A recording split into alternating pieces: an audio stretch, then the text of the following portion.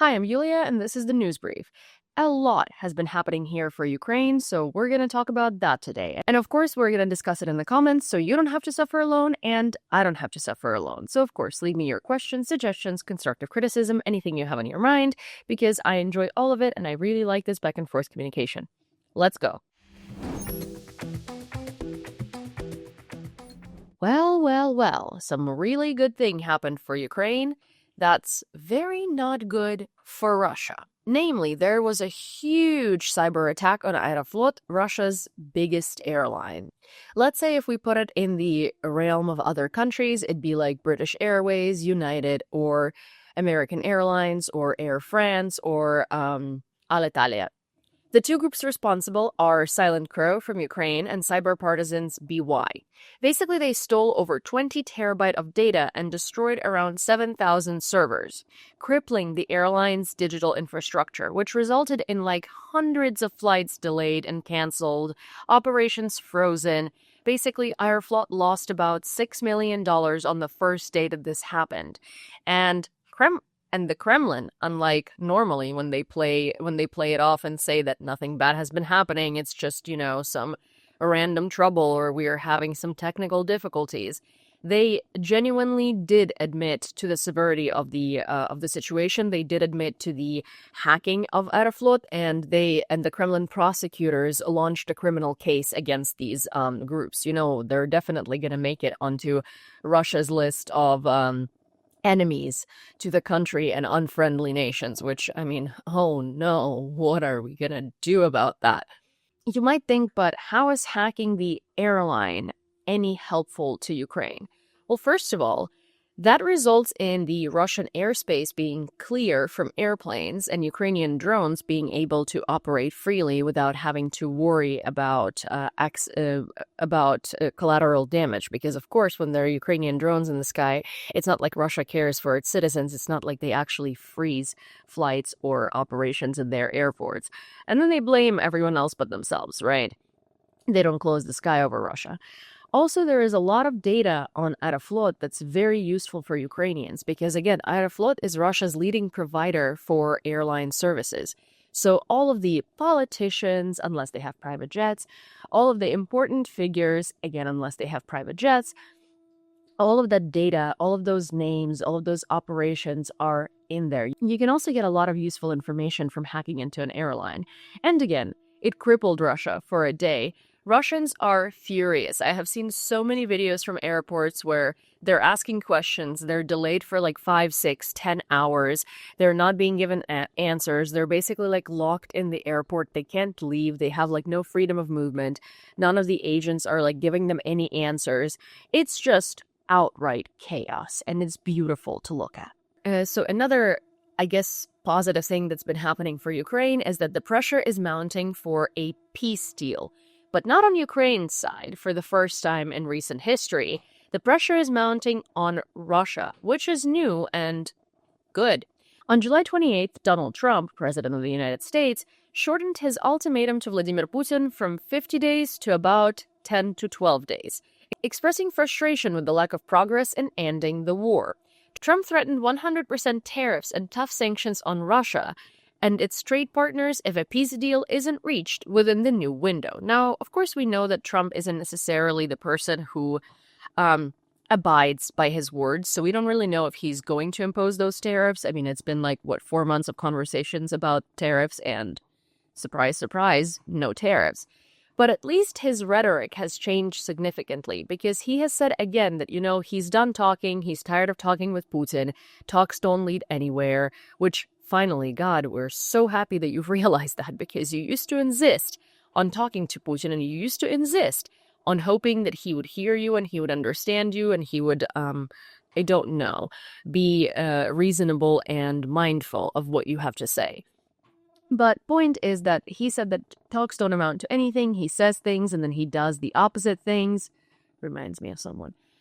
And basically that this is just useless and that Putin needs to either regulate the war within the new window or there is going to be consequences. So Trump ruled out direct talks with Putin going forward. Ukrainian ambassador to the UN Serhiy Kislitsa noted increasing chances of direct talks between Zelensky and Putin, partially due to U.S. impatience. However, he added that Russia keeps shifting blame for stalled negotiations onto Ukraine's demands during Moscow talks.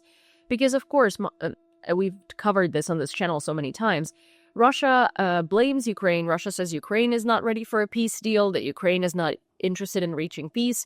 Well, Ukraine is not interested in reaching peace on Russia's terms, because Russia's terms are not necessarily peace, or not peace at all. They're a capitulation. And it's very interesting to see Trump change his rhetoric, and I think that part of it is internal pressure, and the resolution of war in Ukraine have direct sort of consequences and direct correlation to his internal politics and pressure from within.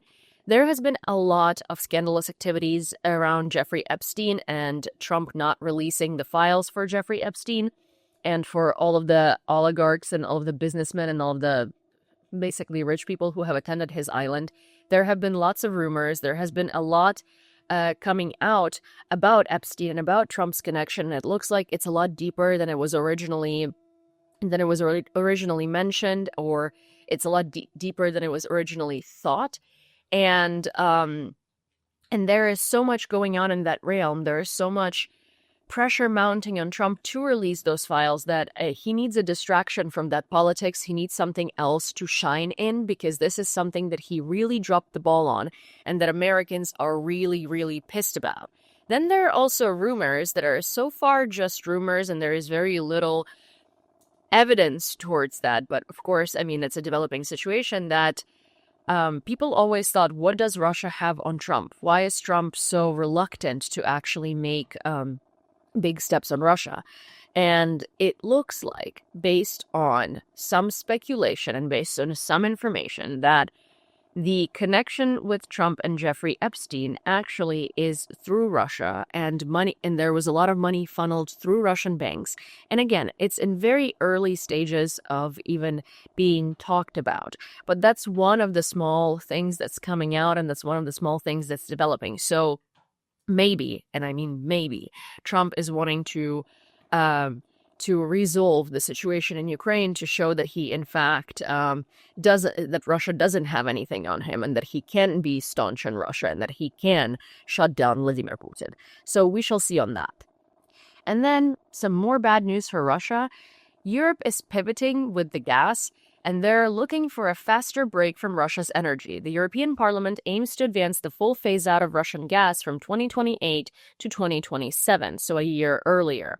The 18th EU sanctions package includes new restrictions on Russia's oil, price capped 15% below market, ban on new Nord Stream deals, blocking of 22 Russian banks, and expanded individual sanctions. Hungary and Slovakia initially blocked the package but relented under pressure. The EU decided to diversify their energy sources, expanding ties with Azerbaijan in the US and Qatar.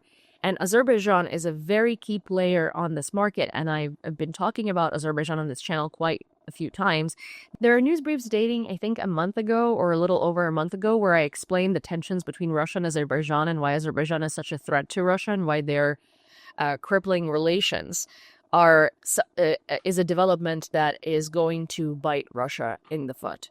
Turk Stream pipeline remains a key route, supplies up to 23% over the past quarter. So all in all, this week has been difficult for Russia. All in all, it's been just blows delivered to Russia. They're losing their grip on the United States. They're losing their ability to sort of dictate the course of these negotiations. They're losing their ability to dictate to the EU and the United States how they want these negotiations to go. They're losing their ability to set the framework for these negotiations and to put forth their demands, because, again, no one's listening, and at this point, not even the United States. The Aeroflot situation is, of course, very crippling for them, and that's something that's going to take months and months and months to recover. And, of course, they're going to have to invest into much higher security protocols and a much more extensive and exquisite framework for their cybersecurity, which is so funny because Russia hacks into so many places and they consider themselves to be such great hackers. But I actually have a few personal contacts that are cybersecurity experts who say that, you know, Russia just has a lot of people and Russia has a lot of resources, but they're hacking abilities, and their cybersecurity infrastructure is very, very outdated. They just have a lot of hands on deck.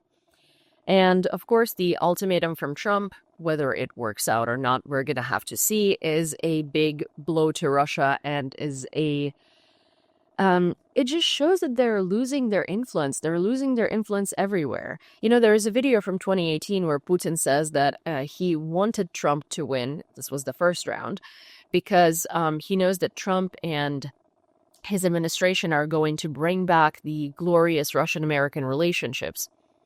Or relations. And I think it's very interesting to watch it now in 2025 because even Trump is turning away from Putin.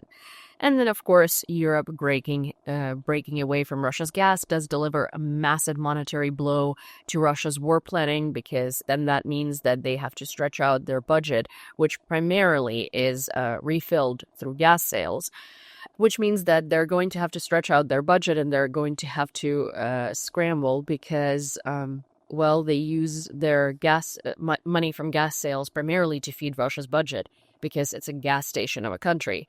So 1 year worth of not having sales and everyone ceasing to buy gas from them a year earlier is going to be a huge financial blow and a huge blow to their ability to conduct war unless they find other routes.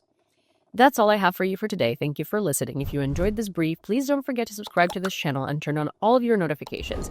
And of course, like this video, send it to a friend, and give it a comment with all of your thoughts, questions, suggestions, or maybe just something that you would like me to see. Thank you, and see you next time.